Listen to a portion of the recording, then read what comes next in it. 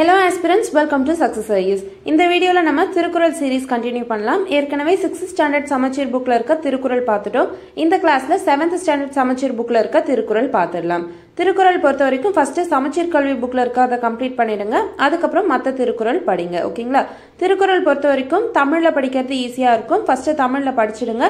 அதுக்கப்புறம் நீங்க English translation பார்த்துக்கோங்க. ப்ரிலிம்ஸ் பொறுத்த வரைக்கும் கொஸ்டின் போத் தமிழ் அண்ட் இங்கிலீஷ்ல இருக்கும். எது உங்களுக்கு ஈஸியா இருக்குமோ அதை நீங்க ஆன்சர் பண்ணுங்க. ஓகேங்களா? இப்போ 7th ஸ்டாண்டர்ட் திருக்குறள் பார்க்கலாம்.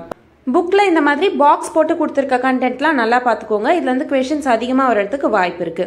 இப்போ இதுல பாருங்க, நுழையும் முன் அப்படின்னு சொல்லிட்டு ஒரு பாக்ஸ் கொடுத்துருக்காங்களா, அதுல அணுவை துளைத்து 7 கடலை புகட்டி குறுக தரித்த குறள் அப்படின்ட்டு திருக்குறளுடைய பெருமையை யார் சொன்னாங்க அப்படின்ட்டு கொஸ்டின்ஸ் வரலாம்.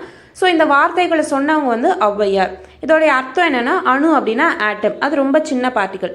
அந்த அணுக்குள்ள 7 கடலை புகட்டினா எப்படி இருக்குமோ அந்த மாதிரி தான் திருக்குறள்ல மனித சமுதாயத்துக்கு தேவையான நல்ல சிந்தனைகளை, பெரிய பெரிய விஷயங்களை ஈஸியா 2 வரியில திருவள்ளுவர் சொல்லியிருக்காரு அப்படின்ட்டு தான் இதோடைய அர்த்தம்.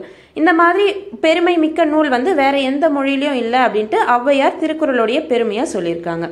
இப்போ அழுக்காராமை அப்படின்ற அதிகாரத்துல வந்து 2 குறள் கொடுத்துருக்காங்க. அது என்னன்னு பார்க்கலாம். அழுக்காறு அப்படின்னா பொறாமை, பொறாமை இல்லாம இருக்கணும் அப்படின்றத அழுக்காராமை. குறள் பார்ப்போம். ஒழுக்காரா கொள்க ஒருவர்தன் நெஞ்சத்து அழுக்காறு இல்லாத இயல்பு. ஸோ ஒழுக்கம் அப்படின்னா என்னன்னா, ஒருத்தர் ஒழுக்க நெறியோடு வாழறாங்க அப்படின்னா அவங்க மனசுல மற்றவங்க மேல பொறாமை இல்லாம இருக்கணும். அந்த குணம் தான் வந்து ஒழுக்கத்தோட வாழறது அப்படின்ட்டு வள்ளுவர் சொல்லியிருக்காரு. ஓகேங்களா? ஸோ ஒழுக்க நெறியோட வாழறதுக்கு என்ன பண்ணணும் அப்படின்னா, ஒருத்தர் அவருடைய நெஞ்சில பொறாமை இல்லாம இருக்கணும் அப்படின்ட்டு வள்ளுவர் சொல்லியிருக்காரு.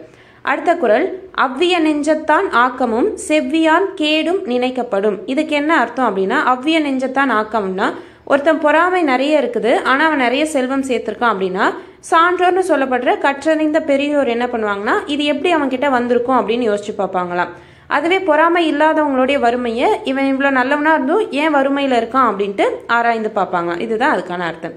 அடுத்து புறங்கூறாமை. புறம் கூறாமை அப்படின்னா வந்து ஒருத்தர் பின்னாடி பேசாம இருக்கணும். அதுதான் வந்து புறம் கூறுதல் அப்படின்னா ஒருத்தர் பின்னாடி தப்பா பேசுறது தான் புறம் கூறுதல் அப்படின்னு சொல்லுவாங்க. இப்ப இந்த குறள் பார்ப்போம். கண்ணின்று கண்ணற சொல்லினும் சொல்லற்க முன்னின்று பின்னோக்கா சொல். இதுக்கு அர்த்தம் என்னன்னா, ஒருத்தர் நம்ம முன்னாடி இருக்கும்போது அவங்கள பத்தி எவ்வளோ கடுமையான சொற்கள், எவ்வளோ கோபமா எவ்வளோ கேவலமானாலும் நம்ம திட்டிக்கலாம். ஆனா அவங்க இல்லாதப்போ அவங்கள பத்தி நம்ம தப்பா பின்னாடி பேசக்கூடாது அப்படின்றது தான் இதுக்கான அர்த்தம். அடுத்த குறள் அதே புறங்கூறாமையில, ஏதிலார் குற்றம் போல் தம் குற்றம் காண்கிற்பின் தீதுண்டோ மண்ணும் உயிர்க்கு. இது ரொம்ப ஃபேமஸான குறள். ஏதிலார் குற்றம்னா மற்றவங்களுடைய குற்றத்தை நம்ம எவ்வளோ ஈஸியாக ஆராய்ந்து பார்த்து சுட்டி காட்டுவோம். உன் மேலே இது தப்பு, அது குறை, இது குறை அப்படின்ட்டு நம்ம சொல்லுவோம். அதே மாதிரி நம்மளுடைய குற்றத்தையும் நம்ம யோசிச்சு பார்க்க ஆரம்பிச்சோம்னா நம்ம வாழ்க்கையில துன்பமே இருக்காது அப்படின்றது தான் இந்த குறளோட அர்த்தம். அடுத்து அருளுடைமை அப்படின்ற அதிகாரத்துல கொடுத்திருக்க குறள் பார்க்கலாம். அருட்செல்வம் செல்வத்துள் செல்வம் பொருட்செல்வம் பூரியார் கண்ணும் உளர். இதுக்கு அர்த்தம் என்னன்னா, உலகத்துல இருக்க செல்வங்களே மிக சிறந்த செல்வம் எது அப்படின்னு பாத்தீங்கன்னா அருளாகிய செல்வம் தான். மற்ற செல்வங்கள் காசு பொருள் அப்படின்னு சொல்லப்படுற பொருட்செல்வம் வந்து இழிந்தவர்களிடத்திலும் உள்ளது. அதனால அருட்செல்வம் தான் செல்வத்துள் செல்வம் அப்படின்ட்டு சொல்லியிருக்காரு வள்ளுவர். ஸோ இருக்கிறதுலே சிறந்த செல்வம் எது அப்படின்னு கேட்டாங்கன்னா அது அருட்செல்வம் தான். நெக்ஸ்ட், வலியார் முன் தன்னை நினைக்காதான் தன்னின் மெலியார் மேல் செல்லும் இடத்து. இந்த குறளோட அர்த்தம் என்னன்னா, மெலிந்தவர்னு சொல்லப்படுற நம்மளை விட வலிமையில கம்மியா இருக்கவங்க. ஃபார் எக்ஸாம்பிள், ஒரு ஆஃபீஸ்ல நமக்கு கீழே இருக்க பொசிஷன்ல இருக்கவங்களா இருக்கலாம், இல்லைன்னா வீட்டில் வந்து நம்மளுடைய தம்பி தங்கச்சி அந்த மாதிரி இருக்கலாம். யார் நம்மளை எதிர்த்து பேச முடியாதோ அவங்கள நம்ம துன்பப்படுத்துறதுக்கு முன்னாடி ஒரு நிமிஷம் நம்மளை விட வலிமை அதிகமா இருக்கவங்க, நம்மளுடைய ஹையர் அஃபீஷியல், இல்லைன்னா நம்ம யாருக்கு பயப்படுவோமோ அவங்கள யோசிச்சு பார்த்துட்டு அவங்க நம்மளை திட்டும் போது இல்லை அவங்க நமக்கு துன்பம் தரும்போது நம்ம எப்படி பயந்து எதுவும் பேசாம இருப்போமோ அந்த நிலைமையை யோசிச்சு பார்க்கணும். எப்போனா நம்மளை விட டம்மி பீஸ் கிட்ட நம்ம பவர் காமிக்கும் போது அந்த நிலையை நம்ம யோசிச்சு பார்த்தோம்னா அடுத்து அவங்கள திட்டுவோமா? நம்மளை விட வலிமை வாய்ந்தவங்க இருக்காங்க, அதனால நம்மளை விட வலிமை கம்மியா இருக்கவங்க கிட்ட நம்மளுடைய வீரத்தை நம்ம காட்டக்கூடாது அப்படின்றத நம்ம புரிஞ்சுக்கலாம். ஓகேங்களா? அடுத்து வாய்மை அப்படின்ற அதிகாரத்துல வள்ளுவர் என்ன சொல்லியிருக்காரு பார்க்கலாம். வாய்மை அப்படின்னா உண்மை. வாய்மைக்கு வள்ளுவர் கொடுத்த டெபினேஷன் பார்க்கலாம். வாய்மை எனப்படுவது யாதெனின் யாதொன்றும் தீமை இல்லாத சொல்லல். வாய்மை அப்படின்னா உள்ளதை உள்ளதென்றும் இல்லதை இல்லதென்றும் உறக்க சொல்கிறோம் உலகிற்கு அப்படின்னு சொல்றதுதான் வாய்மை அப்படின்ட்டு வள்ளுவர் சொல்லல. உண்மை அப்படின்றது என்ன அப்படின்னா மற்றவங்களுக்கு தீமை தராத எல்லா சொற்களுமே உண்மைதான் அப்படின்ட்டு வள்ளுவர் சொல்லிட்டாரு. அதான் வாய்மை எனப்படுவது மற்றவர்களுக்கு ஒரு தீங்கும் தராத சொற்களை சொல்லுதலே வாய்மையாகும், உண்மையாகும் அப்படின்னு சொல்றாரு. இப்போ ஒருத்தரை காப்பாத்துறதுக்காக நீங்க பொய் சொன்னா கூட அதுவும் வாய்மை தான் அப்படின்ட்டு வள்ளுவர் சொல்லியிருக்காரு. ஓகேங்களா? அதனால மற்றவங்களுக்கு எந்த தீமையும் வராம இருந்தா போதும். அடுத்த குறள், தன்னெஞ்சறிவது பொய்யற்க பொய்த்தப்பின் தன்னெஞ்சே தன்னை சுடும். இது எல்லாருக்கும் தெரிஞ்சிருக்கும். நம்ம மனசறிஞ்சு ஒரு பொய் சொல்றோம் அப்படின்னா நம்ம அந்த பொய்யை சொன்ன அப்புறம் நம்மளுடைய மனசாட்சியை நம்மள உறுத்தும். அதாவது குற்றமுள்ள நெஞ்சு குறுகுறுக்கும் அப்படின்ற மாதிரி. அடுத்த குறள், உள்ளத்தால் பொய்யாது ஒழுகின் உலகத்தார் உள்ளத்துள் எல்லாம் உளன். இந்த குறளுக்கு என்ன அர்த்தம் அப்படின்னா ஒருத்தர் வாழ்க்கையில பொய் சொல்லாம உண்மையோட வாழறாங்க அப்படின்னா அவங்க உலகத்துல இருக்க எல்லா மக்களுடைய நெஞ்சத்திலையும் நிறைந்திருப்பாங்க அப்படின்றதான் இதுக்கான அர்த்தம். அடுத்து இறைமாட்சி. இறைமாட்சி அப்படின்னா அட்மினிஸ்ட்ரேஷன், ஒரு ஆட்சி எப்படி இருக்கணும் அப்படின்றதுக்கு தான் இந்த குறள். பாருங்க, இயற்றலும் ஈட்டலும் காத்தலும் காத்த வகுத்தலும் வல்லதரசு. இந்த குறளை அடிக்கடி பட்ஜெட்ல மென்ஷன் பண்ணுவாங்க. இந்த வருஷம் பட்ஜெட்ல பினான்ஸ் மினிஸ்டர் நிர்மலா சீதாராமன் இந்த குறளை ஹைலைட் பண்ணி சொல்லியிருந்தாங்க. ஸோ கொஸ்டின் வரதுக்கு வாய்ப்பு இருக்குது. இதுக்கான அர்த்தம் என்ன அப்படின்னா ஒரு நல்ல கவர்மெண்ட். இயற்றல் அப்படின்னா என்னன்னா செல்வங்களை எப்படிலாம் சேமிக்கணும் அப்படின்ட்டு ப்ராப்பரா பிளான் பண்ணும். எப்படி டாக்ஸ் கலெக்ட் பண்ணும் அப்படின்ற ரிசோர்சஸ்லாம் எப்படி சேர்க்கணும்ட்டு ஃபர்ஸ்ட் பிளான் பண்ணும். பிளான் பண்ணிட்டு அதனால் வரக்கூடிய அந்த செல்வங்களை சேமித்து வைக்கணும், அதுதான் ஈட்டலும். அப்படி சேமித்து வச்சதை பாதுகாத்தும் வைக்கணும், அதுதான் காத்தலும். அப்படி பாதுகாத்ததை என்ன பண்ணணும்னா மக்களுக்கு எப்படி செலவு பண்ணும் அப்படின்ட்டு ப்ராப்பரா அதை அலோகேட் பண்ணும், அதுதான் காத்த வகுத்தலும். இப்படி பண்றது தான் ஒரு நல்ல கவர்மெண்ட், ஒரு நல்ல அரசர், ஒரு நல்ல ஆட்சி அப்படின்ட்டு வள்ளுவர் சொல்லியிருப்பார். அடுத்து நூல்வெளியில திருக்குறள் பத்தியும் வள்ளுவர் பத்தியும் கொடுத்திருக்கிறத பார்க்கலாம். திருக்குறளை இயற்றின திருவள்ளுவர் 2000 ஆண்டுகளுக்கு முற்பட்டு வாழ்ந்தவர் அப்படின்னு சொல்லியிருக்காங்க. இவருக்கு சிறப்பு பெயர் என்னன்னா முதற்பாவலர், பொய்யில் புலவர், சென்னா போதார், இந்த மாதிரி சிறப்பு பெயர்களும் உண்டு. தமிழ் நூல்கள்ல திரு அப்படின்ற அடையாளம் இருக்கிற முதல் நூல் எது அப்படின்னாலும் திருக்குறள் தான். இதுல அறத்துப்பால், பொருட்பால், இன்பத்துப்பால் அப்படின்ட்டு 3 பகுதிகள் இருக்குது. அதுல இந்த அறம் அப்படின்றதுல 38 அதிகாரங்கள் இருக்குது. பொருள் அப்படின்றதுல 70 அதிகாரம், இன்பம் அப்படின்றதுல 25 அதிகாரம் இருக்குது. ஒவ்வொரு அதிகாரத்திலையும் பாத்தீங்கன்னா 10 குறள் இருக்கும். மொத்தம் 133 அதிகாரங்கள்ல 1330 குறள் இருக்குது. இந்த திருக்குறள்ல முப்பால், தெய்வ நூல், பொய்யாமொழி அப்படின்ட்டு வேறு பெயர்களையும் சொல்லுவாங்க. கொஸ்டின்ஸ் இந்த மாதிரி கேட்பாங்க. வாய்மை எனப்படுவது டேஷ் அப்படின்னு கொடுத்துருக்காங்களா, மற்றவங்களுக்கு தீங்கு தராத சொற்கள் பேசுதல் தான் வாய்மை அப்படின்ட்டு வள்ளுவர் சொல்லியிருப்பாரு.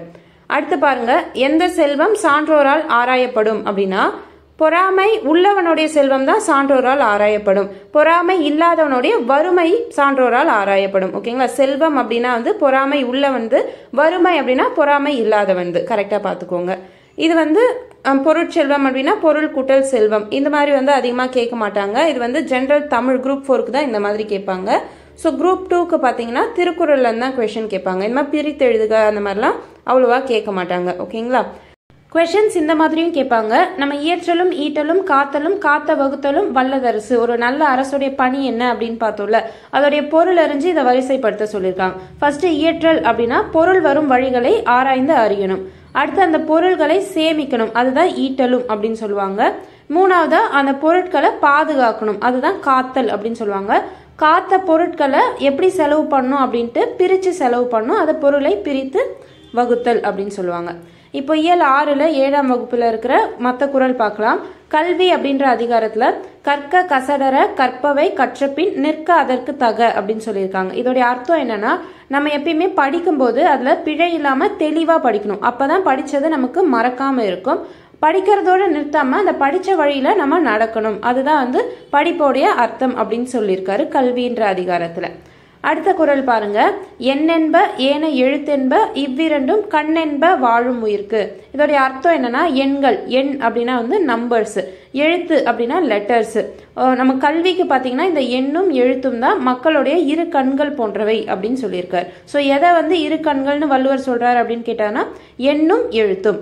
அடுத்து தொட்டனை தூரும் மணற்கேணி மாந்தருக்கு கற்றனை தூரும் அறிவு. இதுக்கு அர்த்தம் என்னன்னா கேணி அப்படின்னா கிணறு, கிணறு தோண்ட தோண்ட அந்த நீரோடைய அளவு உயர்ந்துகிட்டே இருக்கும். அதே மாதிரி மனிதர்களுக்கு படிக்க படிக்க அறிவு வளர்ந்துகிட்டே இருக்கும் அப்படின்றத அர்த்தம். அடுத்து கேடில் விழிச்செல்வம் கல்வி ஒருவருக்கு மாடல்ல மற்றையவை அப்படின்னா இந்த உலகத்துல அழியாத சிறந்த செல்வம் எது அப்படின்னா கல்வி. மற்ற எல்லா செல்வமே அழிந்து போகக்கூடியவை, அதை விட கம்மியானது அப்படின்னு அர்த்தம். அடுத்து தெரிந்து செயல் வகை அப்படின்னா ஒரு செயலை எப்படி செய்யணும் தெரிஞ்சு செய்யணும், அதுதான் தெரிந்து செயல் வகை அதிகாரம். இதுல சொல்லியிருக்க குறள் செய்தக்க அல்ல செய்ய கெடும், செய்தக்க செய்யாமை யானும் கெடும். இதுக்கு அர்த்தம் என்னன்னா, செய்யத்தக்க செயல்களை கரெக்டா அந்த டைம்ல செஞ்சு முடிச்சிடணும். அப்படி செய்யலைன்னா அதோடைய விளைவுகள் தீமையை உண்டாக்கும் அப்படின்றது தான் அர்த்தம். அடுத்து எண்ணி துணிக கருமம் துணிந்த பின் எண்ணுவம் என்பது இழுக்கு. இதுக்கு அர்த்தம்னா இந்த செயலை நம்ம எப்படி செய்யணும் அப்படின்ட்டு பிளான் பண்ணி ஸ்டார்ட் பண்ணிடணும். அப்படி நம்ம துணிஞ்சு ஒரு செயலை ஆரம்பிச்ச அப்புறமா இதை செய்யலாமா வேணாமான்னு யோசிக்கிறது ஒரு குற்றம் அப்படின்ட்டு சொல்லியிருக்காரு. ஓகேங்களா. அடுத்து நன்றாற்றால் உள்ளும் தவறுண்டு அவரவர் பண்பறிந்து ஆற்றா கடை. இதுக்கு அர்த்தம் என்னன்னா, ஒருத்தருக்கு நம்ம நன்மை செய்யும் போது அவங்களுடைய பண்பை தெரிஞ்சுக்கிட்டு அதை செய்யணும். அப்படி செய்யலை அப்படின்னா நம்ம நன்மையே செஞ்சாலும் தீமை வந்து சேரும் அப்படின்றது தான் அர்த்தம். அடுத்து சுற்றந்தழால், நம்ம சுற்றத்தோட எப்படி இருக்கணும், நெய்பர்ஸ் கூட எப்படி இருக்கணும் அப்படின்னு சொல்லியிருக்காரு. காக்கை கரவா கரைந்துண்ணும் ஆக்கமும் அன்ன நீரார்க்கே உல. இதுக்கு அர்த்தம் என்னன்னா, காக்கை இருக்குல்ல, காக்கா இருக்குல்ல, அதுக்கு எதனா ஒரு பொருள் கிடைச்சதுன்னா அதோட கேங் ஃபுல்லாமே வா வா வாவான்னு கூப்பிட்டு என்ன பண்ணோம்னா அப்புறமா தான் ஒன்னா சாப்பிடும். நம்மளும் அந்த மாதிரி தான் இருக்கணும். சுற்றத்தார் கூட நமக்கு எதாவது கிடைச்சதுன்னா ஷேர் பண்ணி சாப்பிடணும். அப்படி இருக்கவங்க கிட்ட தான் செல்வம் சேரும் அப்படின்ட்டு சொல்லியிருக்காரு. ஓகேங்களா. ஸோ உங்களுக்கு நல்ல விஷயம் தெரிஞ்சதுன்னா அதை 4 பேர் கூட ஷேர் பண்ணிக்கோங்க. எல்லாத்தையும் ஷேர் பண்ணி வாழணும் அப்படின்னு சொல்லியிருக்காரு. அடுத்து மடியின்மை அப்படின்ற அதிகாரத்துல மடியை மடியா ஒழுகல் குடியை குடியாக வேண்டுபவர். இதுக்கு அர்த்தம் என்னன்னா, ஒருத்தர் தன்னுடைய குடினா குடும்பம் இல்லைன்னா வாழ்க்கை சிறப்பா இருக்கணும் அப்படின்னா அவங்க செய்ய நினைக்கிற செயல்களை உடனே செஞ்சு முடிக்கணும். சோம்பல், அதாவது சோம்பேறித்தனமா இல்லாம அந்த சோம்பலை ஒரு துன்பமா நினைச்சு அதை தூக்கி போட்டுட்டு முயற்சி எடுக்கணும். அப்படி முயற்சி எடுத்தாதான் அவங்களுடைய வாழ்க்கை சிறப்பாக இருக்கும் அப்படின்னு சொல்லியிருக்காரு. அதான் சோம்பலை தூக்கி போடணும் அப்படின்றதுதான் மடியை மடியா ஒழுகல் குடியை குடியாக வேண்டுபவர் அப்படின்னு சொல்லியிருக்காரு. ஓகேங்களா. அடுத்த அதிகாரம் இடுக்கண் அழியாமை. இடுக்கண் அப்படின்னா துன்பம் வரும்போது அதை எப்படி அழிக்கணும் அப்படின்ட்டு வள்ளுவர் சொல்லியிருக்காரு.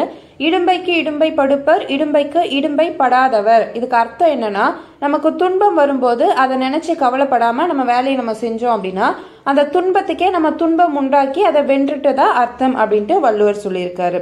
அதுதான் இடும்பைக்கு இடும்பை படுப்பர் இடும்பைக்கு இடும்பை படாதவர். ஓகேங்களா. ஸோ இது ரிலேட்டடா வந்த கொஸ்டின்ஸ் பார்க்கலாம். எது தீமையை உண்டாக்கும் அப்படின்னு கேட்டிருக்காங்க. நம்ம அந்த குறள்ல பார்த்தோம்ல, செய்ய தகுந்த செயல்களை செய்யாம இருக்கிறது தீமை விளைவிக்கும் அப்படின்னு பார்த்தோம். ஸோ ஆப்ஷன் ஈல இருக்குது, செய்ய தகுந்த செயல்களை செய்யாமல் இருப்பதால் தீமை உண்டாகும். அடுத்த கொஸ்டின், தன் குடியை சிறந்த குடியாக செய்ய விரும்புவரிடம் டேஷ் இருக்கக்கூடாது அப்படின்னா சோம்பல் இருக்கக்கூடாது. ஓகேங்களா. சோம்பல் இல்லாம இருந்தாதான் அவங்களுடைய குடி சிறப்பானது, குடும்பம் சிறப்பானதா இருக்கும் அப்படின்ட்டு வள்ளுவர் சொல்லியிருப்பாரு.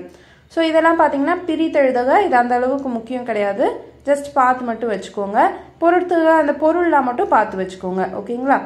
அடுத்த இயல்ல திருக்குறள் இயல் 8 வினை செயல் வகை அப்படின்ற அதிகாரத்துல ஒரு செயலை எப்படி செய்யணும் அப்படின்னு வள்ளுவர் சொல்லியிருக்காரு.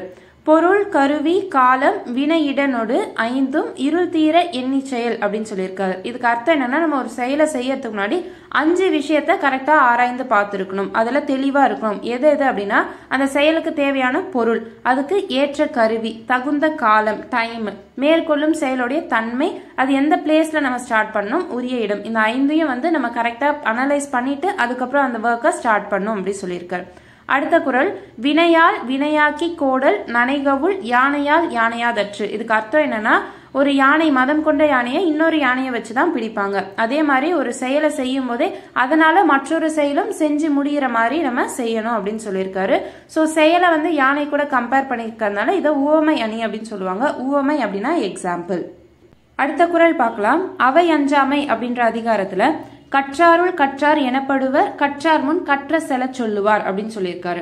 ஒருத்தர் அவைக்கு அஞ்சல, அவைக்கு பயப்படல அப்படின்னா 4 படிச்சவங்க இருக்க ஒரு சபையில தாம் படிச்சதை தெளிவா சொல்லுவாங்க. அப்படி சொல்ல திறமை இருக்கவங்க தான் கற்றவர்கள்ல கற்றவர்கள் அப்படின்னு சொல்லியிருக்காரு. அவங்கள தான் படிச்சவங்க மதிப்பாங்க அப்படின்னு சொல்லியிருக்காங்க. ஓகேங்களா. படிச்சதை மற்றவங்களுக்கு பயப்படாம படிச்சவங்க முன்னாடியே சொல்றதுதான் அவை அஞ்சாமை அப்படின்னு சொல்லியிருக்காரு. அதே அவை அஞ்சாமையில கற்றார் முன் கற்ற செல சொல்லி தாம் கற்க மிக்காருள் மிக்க கொழல் அப்படின்னு சொல்லியிருக்காரு. இதுக்கு என்ன அர்த்தம்னா, அப்படி நல்லா படிச்சவங்க தான் படிச்சதை மற்றவங்க மனசுல பதிகிறபடி தெளிவா சொல்லுவாங்க. அது மட்டும் இல்லாம அந்த அவையில இருக்க மற்றவங்க படிச்சதையும் கேட்டு தெரிஞ்சுப்பாங்க அப்படின்னு சொல்லியிருக்காரு. அடுத்து நாடு அப்படின்ற அதிகாரத்துல உருப்பசியும் ஓவா பிணியும் செருப்பகையும் சேராது இயல்வது நாடு அப்படின்னு சொல்லியிருக்காரு. ஒரு நல்ல இயங்குற நாடு எப்படி இருக்கணும்னா அங்க மக்கள் பசி பட்டினி பஞ்சம் இது இல்லாம இருக்கணும். அடுத்து அங்க நோய்வாய்ப்பட்டு எப்பயுமே மக்கள் நோய்வாய்ப்பட்டு இருக்கக்கூடாது. அங்க அழியக்கூடிய செல்வம் சேரக்கூடாது. அது மட்டும் இல்லாம பகை சேராம இருக்கணும். இதுதான் ஒரு நாடு நல்லா இயங்கறதுக்கான அர்த்தம் அப்படின்னு சொல்லியிருக்காரு. அதே நாடுன்ற அதிகாரத்துல நாடென்ப நாடா வளத்தன நாடல்ல நாட வளம் தரும் நாடு அப்படி சொல்லியிருக்காரு. இதுக்கு அர்த்தம் என்னன்னா ஒரு பெரிய முயற்சியெல்லாம் செய்யாமலே ஒரு நாட்டுல நல்ல வளம் இருக்குது, செல்வம் சேருது அப்படின்னா அதுதான் சிறந்த நாடு. ரொம்ப கஷ்டப்பட்டு தான் அந்த நாடு ஒரு நாடு செல்வம் சேர்க்குது அப்படின்னா அது அந்த அளவுக்கு சிறந்த நாடு இல்லை அப்படின்ட்டு சொல்லியிருக்காரு. அடுத்து அரண் அப்படின்ற அதிகாரத்துல அரண் அப்படின்னா மதில் சுவர் அப்படின்னு சொல்லுவாங்க பொதுவா. இது நாடு கூட கம்பேர் பண்ணலாம். இந்த கோட்டையோடைய மதில் சுவர் மாதிரி நாட்டை கம்பேர் பண்ணி சொல்லியிருக்காங்க. ஒரு நல்ல நாடு எப்படி இருக்கணும் அப்படின்னு சொல்லியிருக்காரு. மணி நீரும் மண்ணும் மலையும் அணிநிழல் காடும் உடையது அரண் அப்படின்னு சொல்லியிருக்காரு. ஸோ அவர் அரண் அப்படின்னா எப்படி இருக்கணும்னா அங்க தெளிந்த நீர் இருக்கணுமா, நிலம் இருக்கணுமா, மலை இருக்கணுமா, அழகிய நிழல் தரக்கூடிய காடு இருக்கணுமா. இது நான்கும் இருக்கிறதா ஒரு நல்ல பாதுகாப்பான ஒரு நாடு அப்படின்னு சொல்லியிருக்காரு. ஸோ எந்த நாளை அரணுக்கு சொல்லியிருக்காரு அப்படின்னு பார்த்துக்கோங்க. நீர், நிலம், மலை, காடு இந்த நாலத்தையும் தான் நல்ல அரணுக்கு சொல்லியிருக்காரு. ஓகேங்களா? ஸோ எது வரும் எது வராது அப்படின்ட்டு கேட்க வாய்ப்பு இருக்கு.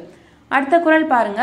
எனைமாட்சி ஆகிய கண்ணும் வினைமாட்சி இல்லார்கண் இல்லது அரண் அப்படின்னு சொல்லியிருக்காரு. ஒரு அரண் நல்லா இருந்தா மட்டும் போதாது. அது எவ்வளவு பெருமையுடையதாக இருந்தாலும் அதை ஆட்சி செய்யற மன்னனுக்கு நல்ல திறமை இல்லை அப்படின்னா அப்படி ஒரு அரண் இருந்தே பயன் இல்லாம போயிடும் அப்படின்னு சொல்லியிருக்காரு. அடுத்து பெருமை அப்படின்ற அதிகாரத்துல பிறப்புக்கும் எல்லா உயிர்க்கும் சிறப்பொவ்வா செய்தொழில் வேற்றுமை யான் அப்படின்னு சொல்லியிருக்காரு. இது நமக்கு தெரிஞ்சிருக்கும். பிறப்புக்கும் எல்லா உயிருக்கும் அப்படின்னா பிறப்பால மக்கள் அனைவருமே ஒரே மாதிரியானவங்க தான், சமமானவங்க தான்.